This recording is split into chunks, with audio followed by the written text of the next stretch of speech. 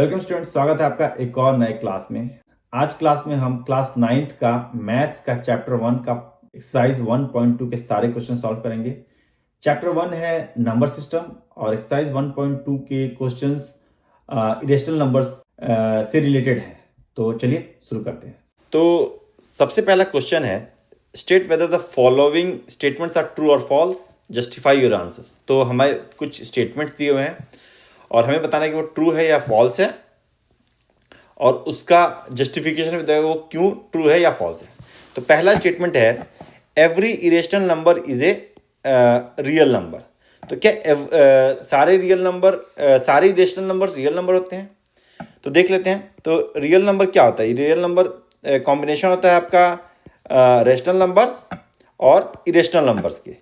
तो अब बोल रहा है कि एवरी इरेशनल नंबर, तो every irrational number is a real number. हाँ, तो जितने भी इरेशनल नंबर होते हैं सारे रियल नंबर होते हैं। तो ये स्टेटमेंट आपका ट्रू हो जाएगा। तो हमारा सेकेंड स्टेटमेंट है, every point on the number line is of the form root m where m is a natural number. तो ये स्टेटमेंट देख लीजिए ट्रू है या फॉल्स है।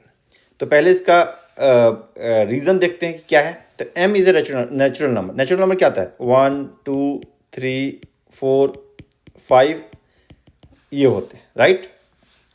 अब मान लीजिए कोई एक नेचुरल नंबर है, मान लो 4 एक नेचुरल नंबर, राइट। तो इसका स्क्वायर रूट लेंगे तो क्या होगा?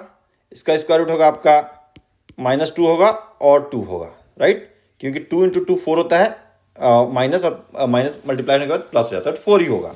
4 का तो निकल गया, 3 का होगा, 3 का समथिंग 1 पॉइंट समथिंग होगा। लेकिन अब जैसे मान लो 1.3 हो गया, मान लो 3 का, और 4 का 2 हो गया, तो इन दोनों बीच में भी तो कोई नंबर होगा, कोई पॉइंट होगा, उसका स्क्वायर रूट क्या होगा? तो अब 3 और 4 के बीच में तो कोई भी नेचुरल नंबर नहीं है, तो इसीलिए ये जो सारे पॉइंट्स होंगे वो रूट एम में तो होंगे, but m is natural number नहीं होगा। तो इसीलिए ये स्टेटमेंट फॉल्स हो जाएगा। इसका आंसर एक्चुअली में आप बुक में देखोगे तो वो बोलेगा कि किसी भी नेचुरल नंबर का स्क्वायर रूट निगेटिव नहीं होता है, बट ये गलत है। 4 का स्क्वायर रूट -2 भी होता है और 2 भी होता है। तो जस्टिफिकेशन ये है कि 3 और 4 का स्क्वायर रूट के बीच में भी बहुत सारे पॉइंट्स होंगे जो रूट एम के फॉर्म में नहीं होंगे। अब हमारा थर्ड स्टेटमेंट है, every real number is an irrational number. तो यहाँ जो ये स्टेटमेंट था, फर्स्ट स्टेटमेंट था, उसी का ये अपोजिट स्टेटमेंट है। तो बोल रहा है कि every real number is an irrational number. But real number क्या होता है? रियल नंबर आपका रेशनल प्लस इरेशनल से बनता है। तो अब रियल नंबर में रेशनल नंबर्स भी है, सिर्फ इरेशनल नंबर्स नहीं है। तो ये स्टेटमेंट फॉल्स हो जाएगा। क्यों? क्योंकि कुछ रियल नंबर्स रेशनल नंबर्स भी होते हैं, जैसे कि मान लो कि 22/7 ये एक रेशनल नंबर है जो कि रियल नंबर है, but it's not an irrational number. 2 हो गया, 4 हो गया, तो ये सब आपका इरेशनल नंबर्स नहीं है, बट ये रियल नंबर, तो ये फॉल्स हो जाएगा। इसका आंसर देख लेते हैं। तो जैसे मैंने बताया था कि फर्स्ट ट्रू है, सेकंड फॉल्स है, बट इसका जो जस्टिफिकेशन है वो मुझे सही नहीं लग रहा है।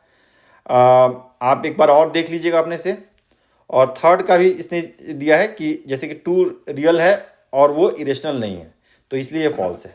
अब हम सेकंड क्वेश्चन देख लेते हैं। सेकंड क्वेश्चन है, are the square roots of all positive integers irrational? तो क्या जितने भी पॉजिटिव इंटीजर्स होते हैं उसका स्क्वायर रूट इरेशनल होता है? If not, give an example of the square root of number that is a rational number. Okay, तो अगर ऐसा नहीं है तो कुछ एग्जांपल दो जो रेशनल नंबर है। तो चलिए देखते हैं। तो अब मान लो कि हमारे पास कुछ पॉजिटिव इंटीजर्स ले लेते हैं। 4 हो गया, 9 हो गया, 16 हो गया। तो ये हमारे कुछ पॉजिटिव इंटीजर्स हैं। तो इनका स्क्वायर रूट क्या होगा? 4 का स्क्वायर रूट आप देखोगे तो होता है -2 और 2। 9 का होता है -3 और 3, और 16 का होता है -4 और 4। अब ये जितने भी नंबर यहाँ पे आप देख रहे हो ये सारे रेशनल नंबर्स हैं, राइट। तो इसका मतलब जो ये स्टेटमेंट है ये फॉल्स हो जाएगा, या फिर बोल सकते हैं जो भी ये क्वेश्चन पूछा है इसका आंसर हो जाएगा नो, और जस्टिफिकेशन हो जाएगा ये, इसका एग्जाम्पल ये हो जाएगा 4 आप ले लो, 9 ले लो, 16 ले लो, 25 ले लो, कोई भी ऐसा नंबर लो जिसका आप स्क्वायर रूट करते हो तो एक पर्टिकुलर नंबर आता है, तो इस तरह से आप इसको सॉल्व कर सकते हो। इसका आंसर देख लेते हैं। तो आंसर में भी है कि ये नो होगा, और एग्जाम्पल दे दिया है √4, तो रूट मतलब 4 एक इंटीजर है जिसका आंसर √4 का आंसर 2 है, is a irrational number. Question 3 देख लेते हैं। So how √5 can be represented on the number line. तो हमने अपने पिछले क्लास में देखा था कि हमने √2 √3 को कैसे नंबर लाइन पे डिनोट किया था, वही एग्जाम्पल हम लोग उसी तरह से √5 को भी कर सकते हैं। तो अभी मैं आपको दिखाता हूँ कैसे किया था। तो जैसे √2 को हमने क्या किया था कि एक यूनिट यहाँ ले लिया था, एक यूनिट उस पर परपेंडिकुलर लेके हाइपोथेरस फॉर्मूला लगा के h² = b² + p² करके, और h का मतलब जो ये है इसका वैल्यू निकाला था, तो ये √2 होता है, और उसके बाद हमने इसको कंपास से ड्रॉ कर दिया था। इसके बाद जब 3 का करना हुआ था तो हम क्या किए थे, √3 का √2 के ऊपर एक हम परपेंडिकुलर ले लिए थे। अब √4 का जब करना होगा तो आप √3 पे एक परपेंडिकुलर ले लोगे, ठीक है। तो ये आपका √4 हो जाएगा। √5 पे करना है तो आप यहाँ पे एक परपेंडिकुलर लेके इसको कर दोगे, तो ये हो जाएगा आपका √5। और जब ये √5 मिल जाएगा तो आप यहाँ से और यहाँ से ये दोनों पॉइंट आपके ये लगभग यहाँ आएगा, ये दोनों पॉइंट आपके हो जाएंगे ये Q4 और ये Q4- बोल सकते हैं, ये दोनों पॉइंट आपके हो जाएंगे √5। तो इस तरह से आप डिनोट कर सकते हो किसी भी नंबर का रूट का। अगर आपको नंबर लाइन पे डिनोट करना है तो आपको पहले √2 का निकालना होगा, और फिर √3 √4 √5 ऐसे करके एक एक करके बढ़ते रहना होगा, तभी आप ये निकाल सकते हो। इसका आंसर देख लेते हैं। तो यहाँ पे सेम बोला है, repeat the procedure as in figure 1.8 several times, first obtain √4 and √5। तो फिगर 1.8 में √3 तक निकाला गया था, तो अब वही बोला कि √4 और √5 का निकालो, तब ये हो जाएगा। इसी प्रोसीजर को फॉलो करना है। तो ये थे सारे हमारे एक्सरसाइज 1.2 के क्वेश्चंस। एक क्वेश्चन बोनस क्वेश्चन है जो एक काइंड ऑफ एक क्लासरूम एक्टिविटी है जो आप अपने फ्रेंड्स के साथ कर सकते हो। तो बोला क्या गया है कि जैसे हम √2 का निकालते हैं, √2 का इसे निकालते हैं, ये नंबर लाइन था, ये √2 हम निकालते हैं, फिर √5 √3 निकालते हैं, फिर √4 निकालेंगे, फिर यहाँ से √5 निकलेगा।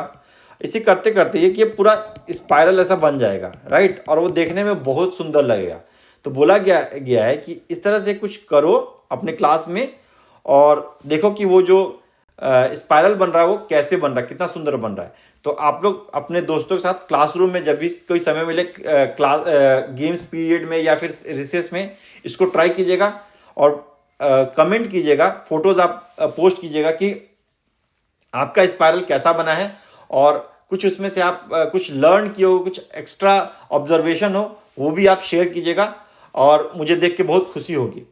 आई होप कि उसमें आपको बहुत बढ़िया बढ़िया चीज़ें मिलेंगी, और उसको आप मेरे साथ शेयर कीजिएगा। मिलते हैं अगले क्लास में, तब तक के लिए tata bye bye, have a nice day.